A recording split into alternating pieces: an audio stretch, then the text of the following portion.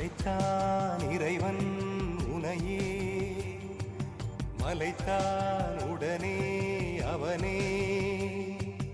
அழகை படைக்கும் திறமை முழுக்க உன்னுடன் சார்ந்தது, என் விழி சேர்ந்தது. விடிய விடிய மடியில் கிடக்கும் பொன்வினை உன்மேனி மீட்டட்டும் என் மேனி. விரைவினில் வந்து கலந்திடு, வீரல் பட மெல்ல காணிந்திடு.